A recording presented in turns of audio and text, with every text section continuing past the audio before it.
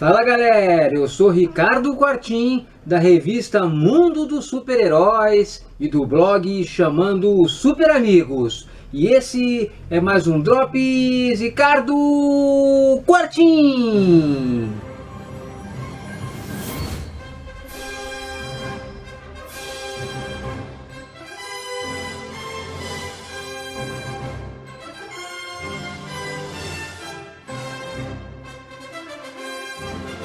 Bom pessoal, o Drops de hoje vai ser sobre He-Man e os Mestres do Universo. Mas não vai ser tudo sobre He-Man não, tipo um dossiê, senão vai acabar saindo da proposta do novo Drops Ricardo Quartim. Eu vou falar para vocês dos dois encadernados lançados recentemente pela Panini, He-Man e os Mestres do Universo, A Origem da Lenda. E também He-Man, o Universo DC versus He-Man e os Mestres do Universo. Vou falar sobre esses dois encadernados e vou antes dar um breve histórico sobre o He-Man, só para constar no programa, que fica bem legal também.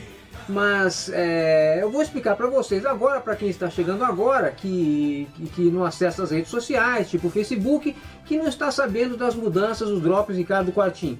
A partir de agora, o Drops Ricardo Quartim, como vocês já viram, tem uma abertura bem curtinha e o encerramento também vai ser bem curtinho. E nós vamos ter também uma nova sessão que vai ser Amigos do Drops. Cada programa vai ter um amigo meu da revista Mundo dos Super-Heróis, ou então alguma outra pessoa da área de quadrinhos, dando uma dica de quadrinhos para vocês, que vai ser bem legal. E também vai sair o quiz do Drops, que tomava muito tempo no programa. Nós vamos pensar talvez em colocar esse quiz de uma outra maneira, sem ser no programa. E também aquela parte que eu indico os lugares onde você compra os valores, se for necessário colocar, vai ser apenas uma tela rápida para também não tomar muito tempo no programa.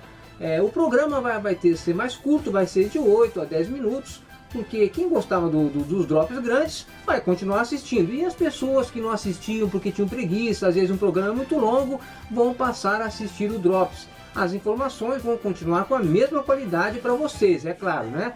E também é bom falar também que além da arte do Luciano Félix, que fazia aquela arte do canal, eu sentado na mesa com os personagens de quadrinhos em volta, eu tenho também a arte do JJ Marreiro, que também é um grande quadrinista, autor da Mulher Estupenda. Vale a pena você ler A Mulher Estupenda, é muito bacana. Ele faz a arte inicial, que é aquela que abre, eu segurando os livros, os filmes, e ele também vai fazer uma arte para cada vinheta dos Amigos do Drops, que vai ser bem legal. E temos também uma arte do meu amigo Haroldo do Vale Júnior, que é no encerramento do programa, que vai ser bem curtinho, fica até o final, que é bem curtinho e legal ver. E vai ter uma arte do Haroldo também no encerramento do programa. Bom, eu acabei me estendendo demais, e vai ficar até um pouquinho mais comprido por causa de tudo isso que eu expliquei, mas precisava para quem não acessa o Facebook. Bom, vamos falar então sobre He-Man e os Mestres do Universo. Pelos poderes de Grayskull.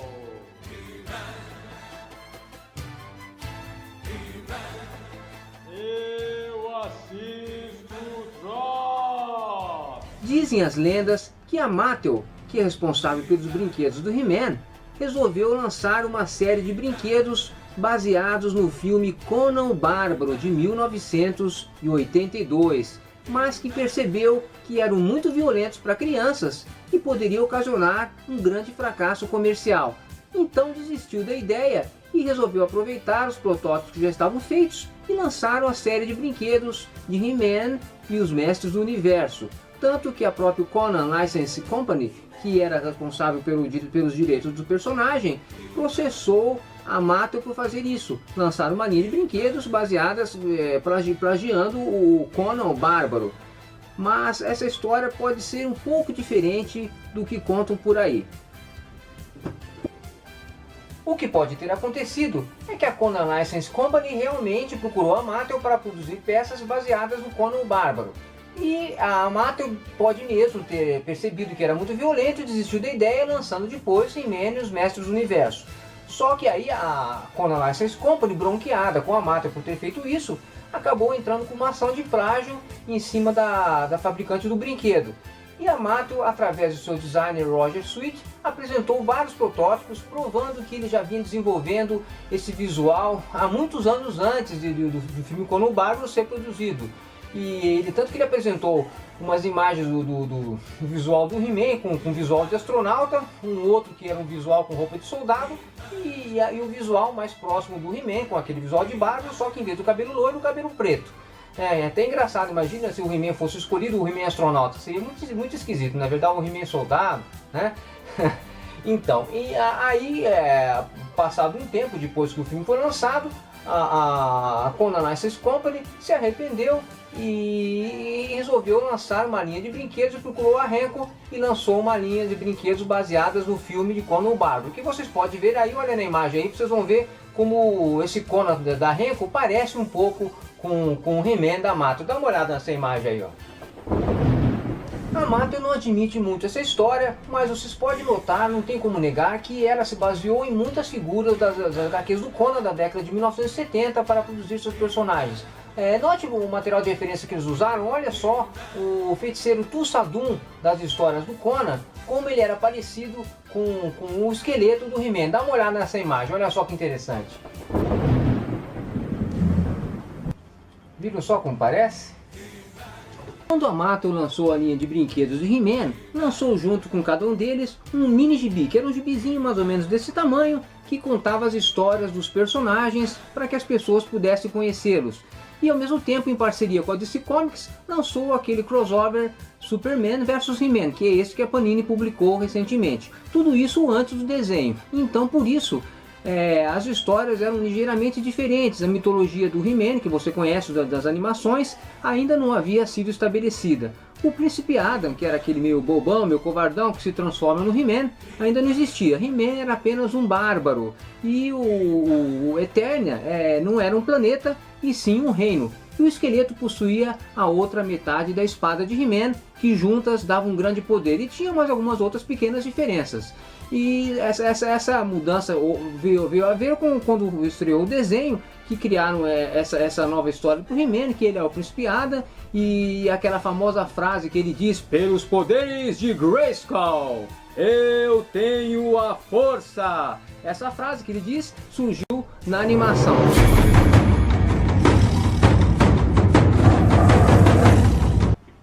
E para finalizar esse assunto, eu separei para vocês algumas imagens daquele mini gibi do He-Man e os Mestres do Universo, para vocês verem como ele era um pouquinho diferente mesmo e que lembrava o Conan. Dá uma olhadinha aí.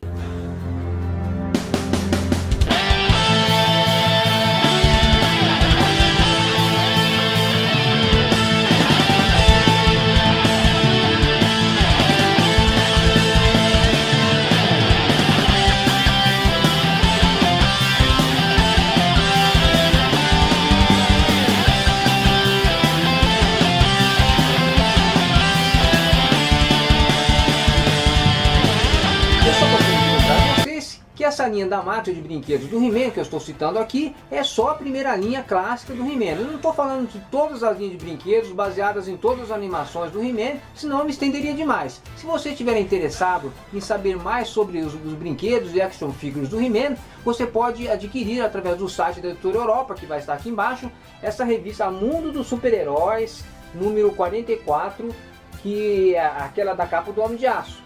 Que vai ter uma matéria do meu colega da Mundo Super-Heróis, que é meu amigo e irmão, que inclusive me ajudou nas apurações desse Drops, Éder Pegoraro, uma das maiores autoridades do Brasil de action figures e brinquedos. Ele faz uma matéria completíssima sobre tudo relativo às linhas de brinquedos e action figures do He-Man. Uma matéria muito interessante, incluindo até os lançamentos mais recentes do He-Man. Vale a pena você comprar essa revista para você ler essa matéria. E lê também a minha matéria no Garimpo da Net, que eu indico alguns vídeos, alguns sonsinhos legais do Superman que saiu na época do Homem de Aço. Bom, agora vamos lá, vamos falar sobre os álbuns da Panini. Vamos lá pessoal. Esse primeiro encadernado, He-Man e os Mestres do Universo, a origem da lenda. Na realidade nada tem de origem, porque não conta a origem de He-Man, nem como ele surgiu. Essa história é uma história até bem bacana. A trama é o esqueleto, através de um artefato chamado a Caveira do Poder, ele faz o He-Man e todos os aliados perderem as memórias e insere novas memórias neles. Então He-Man, que é o Príncipe Ada, passa a ser um franzino lenhador no meio da floresta que vive em uma cabana com o seu pai, o Rei Randor, que também perdeu as memórias e anda muito doente. Só que ao longo da história, o Adam, que é um lenhador, começa a ter sonhos e algumas lembranças confusas de quando ele era He-Man. Ele não entende muito bem o que significa aquilo. Então ele resolve partir para uma jornada para tentar descobrir quem ele é. Ao longo dessa jornada ele vai encontrando antigos aliados e alguns inimigos. O detalhe interessante é que todos os inimigos dele sabem o que aconteceu, só o He-Man e seus aliados que não se lembram de nada. E é muito interessante também a forma inusitada na qual ele encontra alguns ex-aliados deles, que às vezes nem eram tão aliados assim quando eles se encontram da primeira vez. E depois, até no final da história, quando tem o ápice, que ele se torna o He-Man novamente, eu não vou falar mais nada, não vou dar mais detalhes para não estragar as surpresas, né? É bem interessante que aí quebra o feitiço, todos passam a se lembrarem quem eles eram. E eles se reúnem para poder finalmente tomar o reino de Eternia de volta. E um detalhe muito bacana que eu achei, que eu já não gostava muito do Gorpo, é que desculpe quem gosta do Gorpo, né? Que eles citam o Gorpo como se fosse um traidor, que dão a entender ali que foi graças ao Gorpo que o esqueleto conseguiu fazer isso com eles. Então o Gorpo nem aparece na história, já tiraram o Gorpo de uma vez, que era um personagem chatinho, né? Mais uma vez, desculpe quem gostava do Gorpo, né? Isso é um gosto pessoal meu, é claro, né?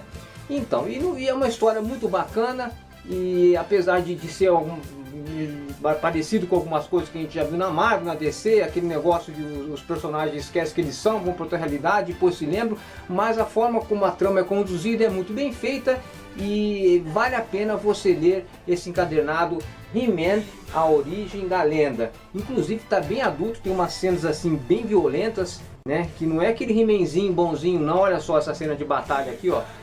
Parece coisa até do universo do próprio Conan, né? Você vê que tem pessoas sangrando ali, né? Mortas ali, quer dizer, não é um He-Man bonzinho que não mata, não. É a batalha mesmo, de bárbaro mesmo, né? Então vale a pena comprar. Agora vamos para o outro encadernado, vamos lá. Já esse segundo encadernado, Universo DC versus He-Man e os Mestres do Universo, não é tão bacana assim quanto eu pensei que seria. A história, confesso para vocês, eu achei meio chatinha e até um pouco confusa no início. Só para dar um breve resumo para vocês saberem do que se trata, ela dá a entender que se trata uma continuação direta do álbum anterior que eu acabei de citar. Só que no álbum anterior, no final, quando todos recuperam suas lembranças e reencontram, fica faltando a mãe do He-Man, que é a rainha. E por quê? Porque nessa história aqui, o esqueleto havia enviado ela para a Terra, de volta para a Terra, porque segundo a história, ela era uma terráquea, que era uma astronauta, foi para a Eternia, conheceu o rei, se casou e ficou por lá. Ele manda ela de volta para a Terra e fica isolada, perdida e não consegue voltar, que é uma outra dimensão. E então eles vão tentar deter o esqueleto em Eternia. Eles ficam sabendo que o esqueleto está na Terra e o esqueleto queria sugar a energia da Terra porque ele precisava desse poder. E eles encontram lá a mãe do He-Man e juntos eles enfrentam o esqueleto e encontram também a Liga da Justiça, que no início, como todos os encontros de super-heróis, né, acaba lutando contra eles porque estavam dominados pelo esqueleto. E a história basicamente é isso, uma história bem padrão, não tem nada fora do comum, muito inferior ao primeiro álbum, né? Você pode gostar, você pode não gostar, isso depende muito de gosto pessoal. Bem, se vale a pena comprar ou não, eu acho que até vale a pena, só pela curiosidade do encontro com o He-Man e a turma do He-Man com os personagens da DC Comics com a Liga da Justiça.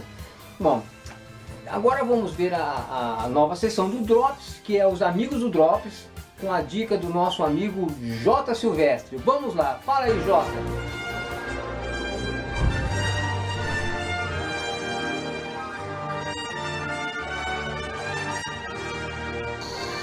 Oi pessoal que está assistindo aí ao Drops Ricardo Quartim, meu nome é J. Silvestre, eu sou colaborador da revista Mundo dos Super-Heróis e editor do blog Papo de Quadrinho. Meu amigo Ricardo pediu que eu desse uma dica para vocês de uma HQ bacana que eu estou lendo, então eu escolhi essa coleção Batman por Jim Aparo, que a Panini está publicando. Meses atrás, a editora publicou uma outra coleção, que é Batman por Alan Davis, onde já dá para perceber em histórias publicadas no final dos anos 80 um pouco daquele clima sombrio do Batman do Frank Miller, do Cavaleiro das Trevas, que a gente percebe até hoje. Aqui não. Essa coleção aqui, com histórias publicadas no início dos anos 70, é pura galhofa, pura diversão.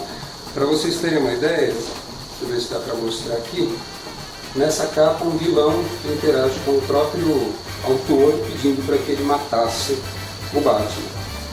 Numa outra história, por exemplo, o Batman tem morte cerebral, vai vendo, morte cerebral, e aí o Electron entra no corpo dele e consegue manipular o cérebro dele de forma que ele levante, salte, enfrente bandidos, enfim.